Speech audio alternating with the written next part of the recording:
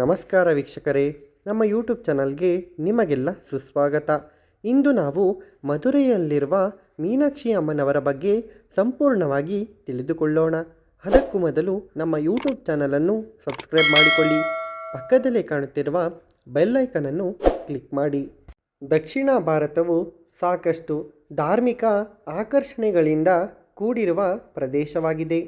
ಇಲ್ಲಿನ ಎಲ್ಲ ರಾಜ್ಯಗಳಲ್ಲೂ ಉತ್ಕೃಷ್ಟವಾದ ಹಾಗೂ ಸಾಕಷ್ಟು ಮಹತ್ವ ಪಡೆದ ತೀರ್ಥಯಾತ್ರಾ ಕೇಂದ್ರಗಳನ್ನು ಕಾಣಬಹುದು. ಅದರಲ್ಲೂ ವಿಶೇಷವಾಗಿ ದೇವಾಲಯಗಳ ರಾಜ್ಯ ತಮಿಳುನಾಡು ಸಾಕಷ್ಟು ಧಾರ್ಮಿಕ ಮಹತ್ವ ಪಡೆದ ರಾಜ್ಯವಾಗಿದೆ. ತಮಿಳುನಾಡಿನಲ್ಲಿ ಬಹಳಷ್ಟು ಮಹತ್ವದ ದೇವಾಲಯ ಪಟ್ಟಣಗಳಿವೆ. ಅದರಲ್ಲೊಂದಾದ ಮಧುರೈ ಸಹ ಹಲವು ದೇವಾಲಯಗಳನ್ನು ಹೊಂದಿರುವ ನಗರವಾಗಿದ್ದು, ಪ್ರಮುಖವಾಗಿ ಮೀನಾಕ್ಷಿ ಅಮ್ಮನವರ ದೇವಾಲಯಕ್ಕೆ ಭಾರತದಲ್ಲೇ ಹೆಚ್ಚು ಪ್ರಸಿದ್ಧಿ ಪಡೆದಿದೆ ಎಂದರೆ ತಪ್ಪಾಗಲಾರದು. ತಮಿಳುನಾಡಿನ ದೇವಿಗೆ ಮುಡಿಪಾದ ಪ್ರಮುಖ ದೇವಾಲಯಗಳು. ಶಿವನ ಮಡದಿಯಾದ ಪಾರ್ವತೀ ದೇವಿಗೆ ಮುಡಿಪಾಗಿರುವ ಈ ದೇವಾಲಯದಲ್ಲಿ ಪಾರ್ವತಿಯು ಮೀನಾಕ್ಷಿಯಾಗಿ ನೆಲೆ ನಿಂತಿದ್ದಾಳೆ. ಶಿವನು ಸುಂದರೇಶ್ವರನಾಗಿ ನೆಲೆಸಿದ್ದು ದರ್ಶನ ಕೋರಿ ಬರುವ ಭಕ್ತರನ್ನು ಹರಸುತ್ತಿದ್ದಾರೆ.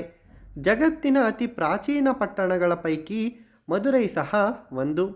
2500 ವರ್ಷಗಳಷ್ಟು ಇತಿಹಾಸವಿರುವ, ಎಂದಿಗೂ ನಿದ್ರಿಸಲಾರದ ಎಂಬ ಬಿರುದು ಪಡೆದಿರುವ ಈ ನಗರದ ಮುಖ್ಯ ಹೆಗ್ಗುರುತಾಗಿ ಬಿಂಬಿಸಲ್ಪಟ್ಟಿದೆ ಮೀನಾಕ್ಷಿ ಅಮ್ಮನವರ ದೇವಾಲಯ.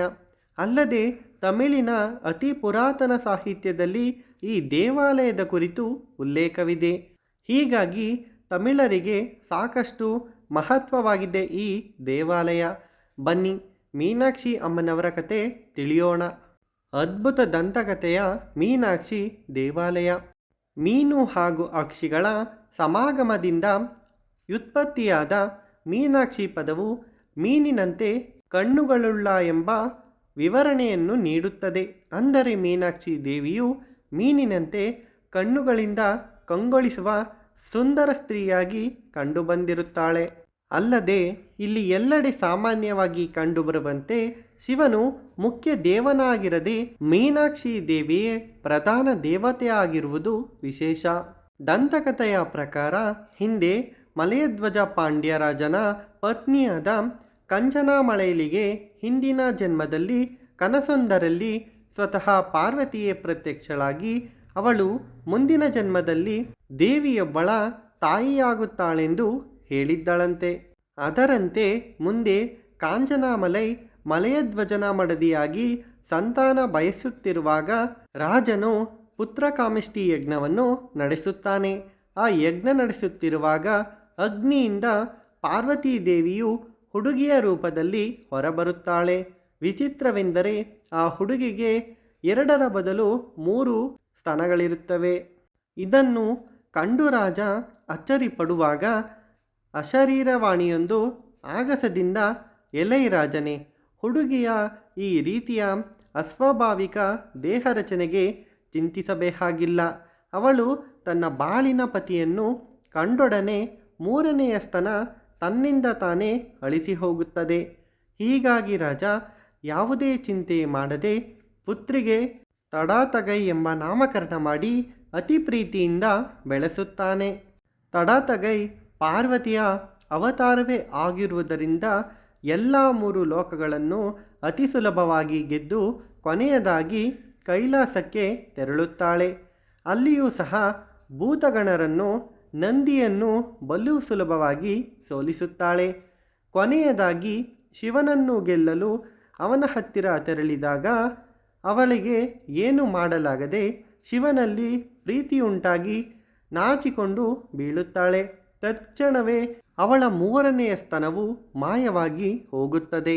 ಇದರಿಂದ ಶಿವನೇ ತನ್ನ ಪತಿಯೆಂಬ ಸತ್ಯ ತಿಳಿದು ಶಿವನೊಡನೆ ಮದುವೆಯಾಗಲು ಮಧುರೈಗೆ ಆಗಮಿಸುತ್ತಾಳೆ ತಡತಗೈ. ಕೊನೆಯಲ್ಲಿ ಇವರಿಬ್ಬರ ಮದುವೆಯು ಸಕಲ ದೇವರುಗಳ ಉಪಸ್ಥಿತಿಯಲ್ಲಿ ಅದ್ಧೂರಿಯಾಗಿ ನಡೆಯುತ್ತದೆ. ವಿಷ್ಣು ಮೀನಾಕ್ಷಿಯ ಸಹೋದರನಾಗಿ ಈ ಮದುವೆಯನ್ನು ನಡೆಸಿಕೊಡುತ್ತಾನೆ. ನಂತರ ಶಿವನು ಸುಂದರೇಶ್ವರನಾಗಿಯೂ ತಡತಗೈ ಮೀನಾಕ್ಷಿಯಾಗಿಯೂ ಮದುರೈನಲ್ಲಿ ನೆಲೆಸುತ್ತಾರೆ.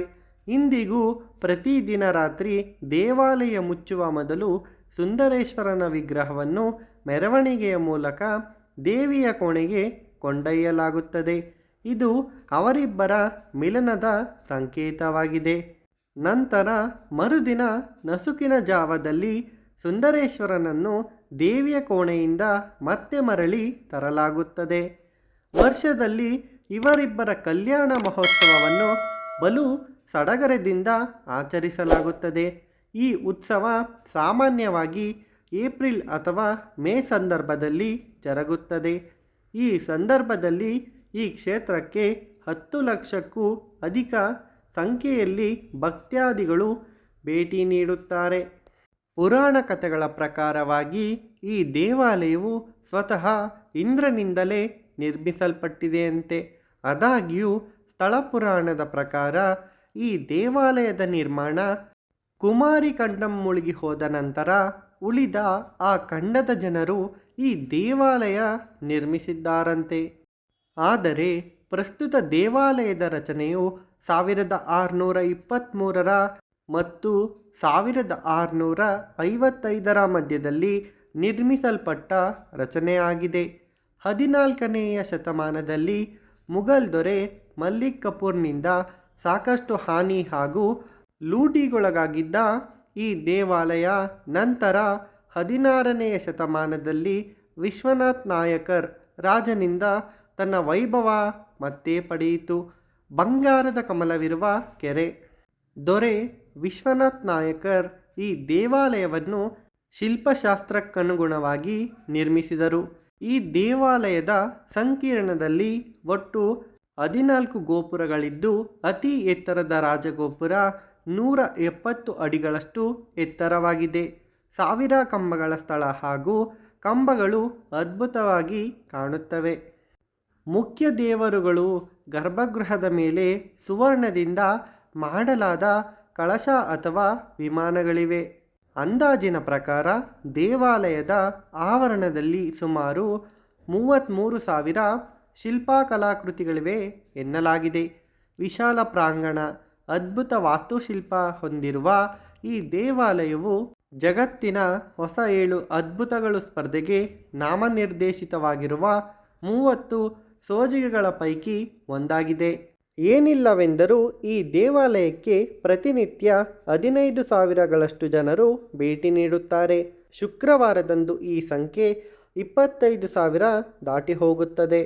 ವೈಗೈ ನದಿಯ ತಟದಲ್ಲಿರುವ ಮದುರೈ ತಮಿಳುನಾಡಿನ ಪ್ರಮುಖ ನಗರವಾಗಿದ್ದು ಭಾರತದ ಹಲವಾರು ಪ್ರಮುಖ ಸ್ಥಳಗಳಿಂದ ಸುಲಭವಾಗಿ ತಲುಪಬಹುದು. ಚೆನ್ನೈ, ಬೆಂಗಳೂರು, ಕೊಯಮತ್ತೂರು ನಿಯಮಿತವಾಗಿ ಬಸ್ಸುಗಳು ಮದುರೈಗೆ ದೊರೆಯುತ್ತವೆ. ಬೆಂಗಳೂರಿನಿಂದ ಮದುರೈ 435 ಕಿಲೋಮೀಟರ್ಗಳಷ್ಟು ದೂರದಲ್ಲಿದೆ. ನೋಡಿದರಲ್ಲ ವೀಕ್ಷಕರೇ, ಮೀನಾಕ್ಷಿ ಅಮ್ಮನವರ ಬಗ್ಗೆ ಸಂಪೂರ್ಣವಾದ ಮಾಹಿತಿ. ನೀವು ಕೂಡ ತಮಿಳುನಾಡಿನ ಮದುರೈನಲ್ಲಿರುವ ಮೀನಾಕ್ಷಿ ಅಮ್ಮನವರ ದೇವಾಲಯಕ್ಕೆ ಭೇಟಿ ನೀಡಿ. ಈ ವಿಡಿಯೋ ಇಷ್ಟವಾದಲ್ಲಿ ನಮ್ಮ ಯೂಟ್ಯೂಬ್ ಚಾನಲನ್ನು ಸಬ್ಸ್ಕ್ರೈಬ್ ಮಾಡಿ. ಹಾಗೆಯೇ ಈ ವಿಡಿಯೋವನ್ನು ಲೈಕ್ ಮಾಡಿ ಮತ್ತು ಶೇರ್ ಮಾಡಿ. ವಿಡಿಯೋ ನೋಡಿದ್ದಕ್ಕಾಗಿ ಧನ್ಯವಾದಗಳು. Thanks for watching.